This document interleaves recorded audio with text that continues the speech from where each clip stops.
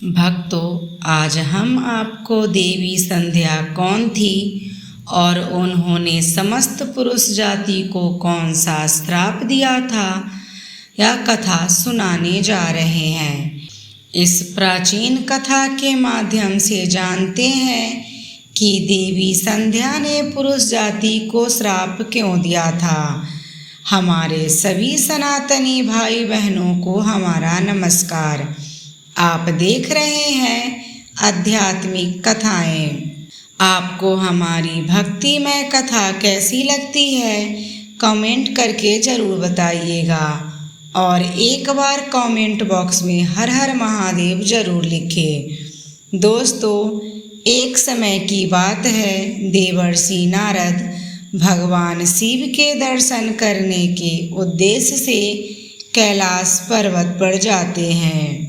देवर्षि को देखकर भगवान शिव प्रसन्न होते हैं और कहते हैं, हे नारद, आज किस कारण से कैलाश पर तुम्हारा आगमन हुआ है।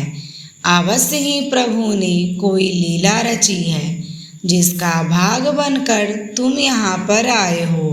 नारद जी कहते हैं, हे भोलेनाथ, आप तो संसार के कण कण में वास करते हैं, भला आपसे कोई बात कैसे छुपी रह सकती है। हे प्रभु, मन में आपके दर्शन की इच्छा हुई तो चला आया। कृपया मेरी शंका का समाधान कीजिए। भगवान शिव कहते हैं, हे नारद, तुम्हारे मन में जो भी शंका हो निसंकोच होकर पूछ सकते हो।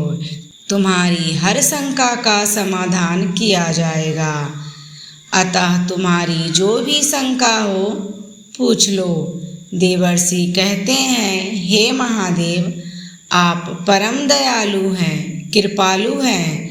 आप अपने सभी भक्तों पर समान कृपा दृष्टि बनाए रखते हैं। भक्त के मन में क्या चल रहा है आप स्वयं ही जान लेते हैं और उसकी इच्छा को पूर्ण करते हुए मेरे मन में जो शंका है उसे भी आप भली भांति जानते हैं। भगवान शिव कहते हैं, हे नारद, तुम्हारे मन में जो प्रश्न उठ रहा है उसे मैं अवश्य जानता हूँ, इसलिए अब पूछने में संकोच ना करो। देवर्षि कहते हैं, हे प्रभु, आज मैं आपके पास यह जानने के लिए आया हूँ कि देवी संध्या कौन थी और उन्होंने समस्त पुरुष जाति को कौन सा श्राप दिया था। आज मैं आपके पास देवी संध्या का महत्व सुनने के लिए आया हूँ। भगवान शिव कहते हैं, हे नारद, तुमने उत्तम प्रश्न किया है। इसमें समस्त मानव जाति का कल्याण छुपा है। आज मैं तुम्हें देवी संध्या के जन्म की कथा सुनाता हूँ। इस कथा में तुम्हें तुम्हारे सभी प्रश्नों के उत्तर मिल जाएंगे, इसलिए इस प्राचीन इतिहास को तुम ध्यानपूर्वक सुनो। इसका श्रवण करने मात्र से ही कोटि कोटि पाप क्षण भर में जलकर भस्म हो जाते हैं। देवर्षि नारद कहते हैं, हे प्रभु, मैं इस कथा को ध्यान से पूरा अवश्य सुनूंगा। कृपया करके आप मुझे वह कथा सुनाइए। फिर भगवान शिव देवर्षि नारद को उस महान नारी संध्या की कथा सुनाना आरंभ करते हैं। तब सृष्टि के रचयिता विराजित होकर भगवान का ध्यान कर रहे थे। उस समय उनके मन में सृष्टि का निर्माण करने की इच्छा जागृत हुई। तब सबसे पहले उनके मन में विचार करने पर एक त्रिभुवन सुंदरी कन्या का जन्म हुआ। वह कन्या अत्यंत सुंदर और मनमोहिनी थी। मन से उत्पन्न होने के कारण वह ब्रह्मा की मानस कन्या हुई।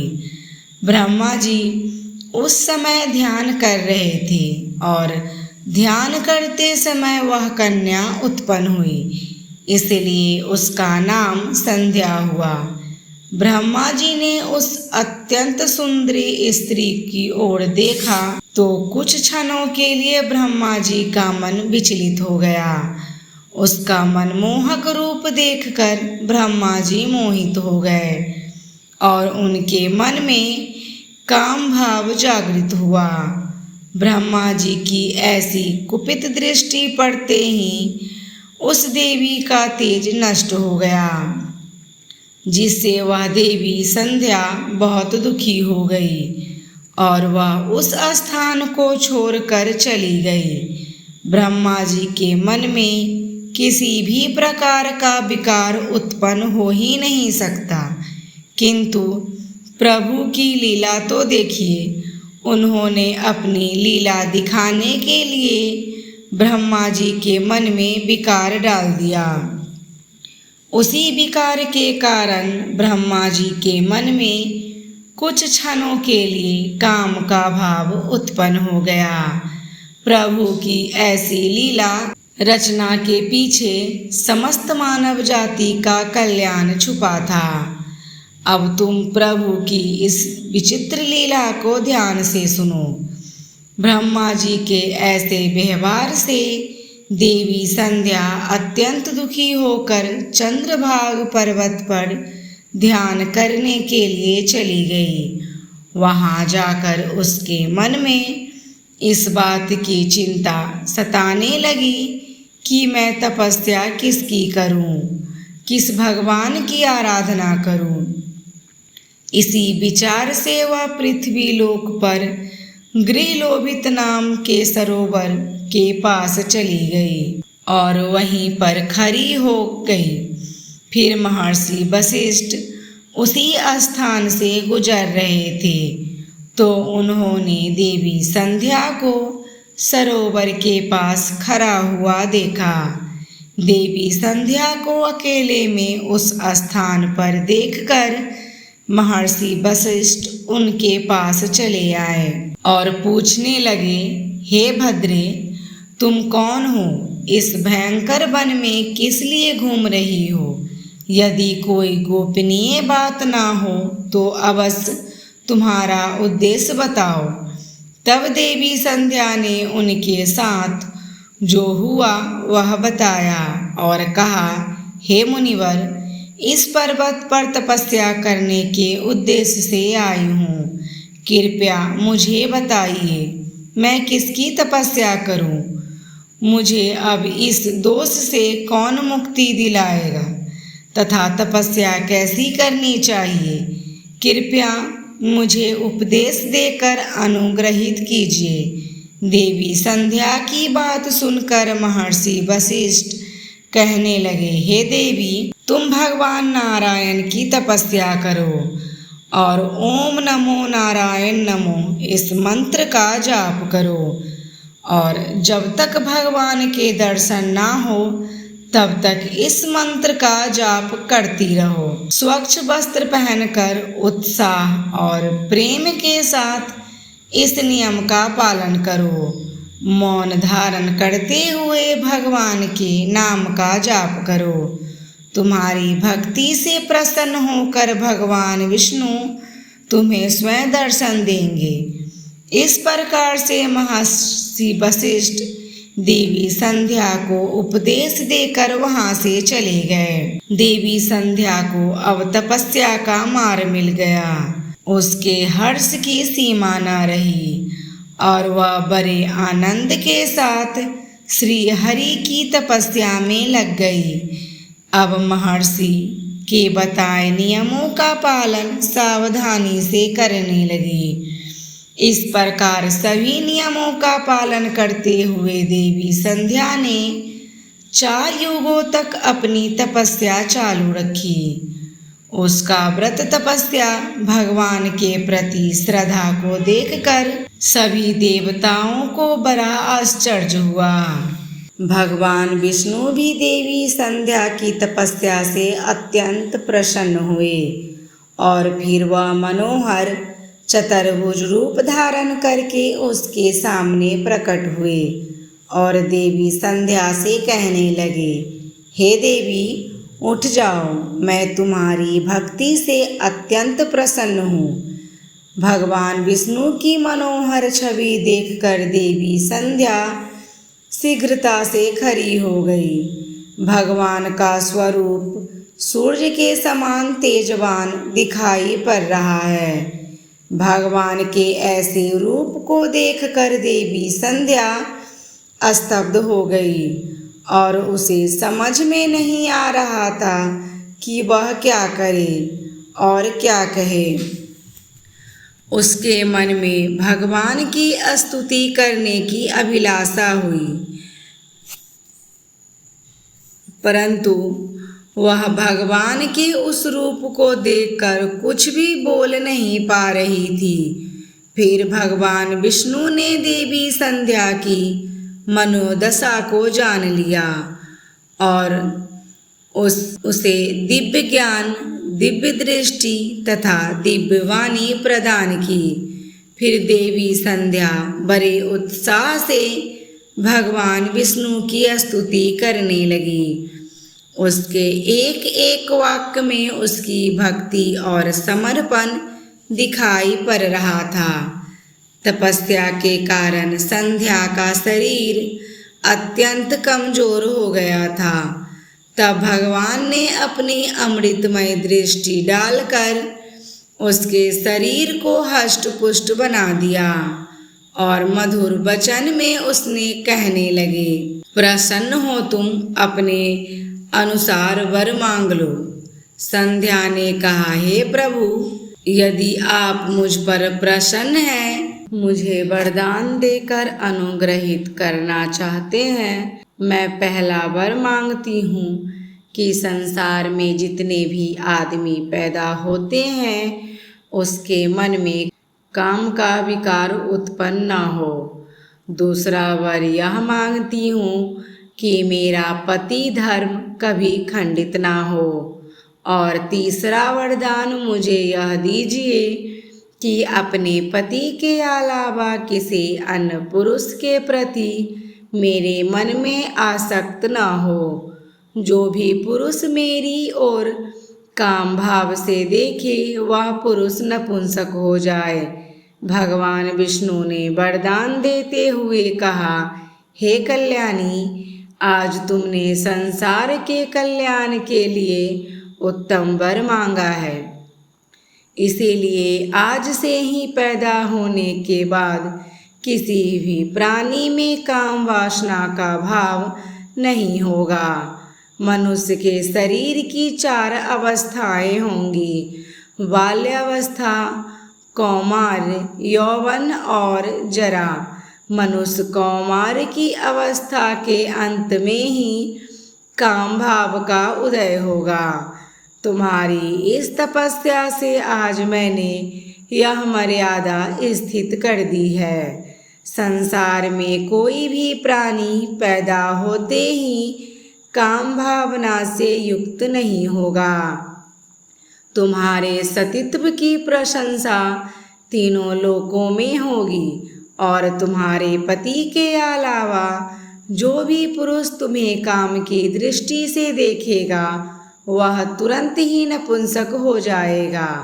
तुम्हारे पति बड़े भाग्यवान, तपस्वी, सुंदर तथा तुम्हारे साथ 7 कल्पों तक जीवित रहने वाले होंगे। हे देवी, तुमने जो जो वर मांगे हैं मैं वह प्रदान करता हूँ। अब मैं तुम्हारे मन की बात कहता हूँ। पहले तुमने अग्नि में अपने शरीर को त्याग देने की प्रतिज्ञा की थी। यह प्रतिज्ञा तुमने इसलिए करनी पड़ी क्योंकि ब्रह्मा की दृष्टि तुम पर पड़ चुकी थी। निर्दोष होने पर भी तुम अपने इस शरीर को त्यागना चाहती हो। यहाँ के पास ही चंद्रभाग नदी है। उस नदी के तट पर महर्षि मेधाती एक ऐसा यज्ञ कर रहे हैं जो 12 वर्षों में पूर्ण होगा। इस यज्ञ में तुम अपने शरीर का त्याग करके अपनी प्रतिज्ञा पूरी करो।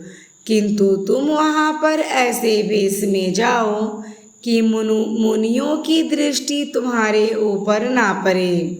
मेरी कृपा से तुम अग्निदेव की पुत्री हो जाओगी। जिसे तुम अपना पति बनाना चाहती हो उसका चिंतन करते हुए तुम उस अग्नि में अपना शरीर त्याग दो। इतना कहकर भगवान विष्णु ने अपने हाथ से देवी संध्या के मस्तक को स्पर्श किया।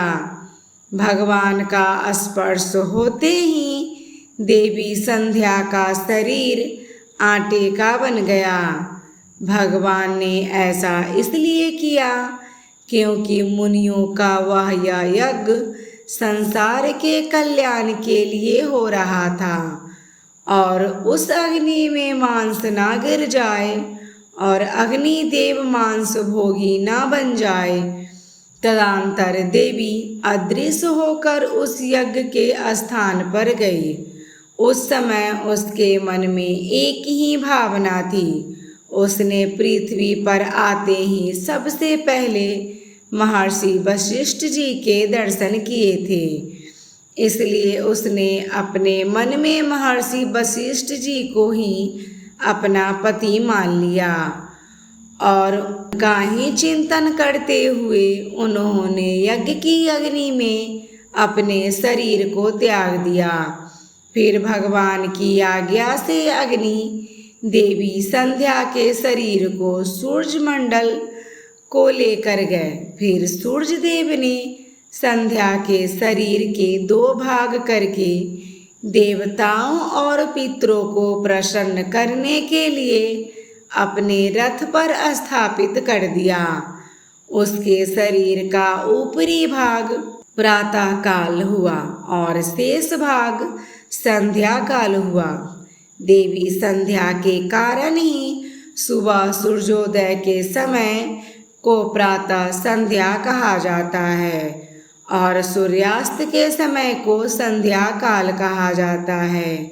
इस प्रकार से देवी संध्या जो त्याग की मूर्ति थी उन्होंने अग्नि में प्रवेश करके अपने जीवन को समाप्त कर दिया। भगवान विष्णु के वरदान से देवी संध्या दूसरे जन्म में अरुंधति के रूप में प्रकट हुई। ब्राह्मण वशिष्ठ जी की पत्नी हुई। भगवान शिव कहते हैं, हे नारद, इस प्रकार से देवी संध्या के कारण ही संसार में जन्म लेने वाला प्रत्येक प्राणी काम के भाव से रहित होता है। उसके अंदर किसी भी प्रकार की काम वासना नहीं होती है और जब वह वयस्क हो जाता है तभी उसमें काम वासना उत्पन्न होती है। इस प्रकार से मैंने आपको देवी संध्या के जीवन का चरित्र सुना दिया है। देवर्षि कहने लगे, हे प्रभु, आपने देवी संध्या के चरित्र को सुनाकर मुझ पर बड़ा उपकार किया है। देवी संध्या की कथा को सुनकर मैं धन्य हुआ। आपका कोटि कोटि धन्यवाद। हे प्रभु, अब मैं इस कथा को तीनों लोकों में प्रचार करूँगा।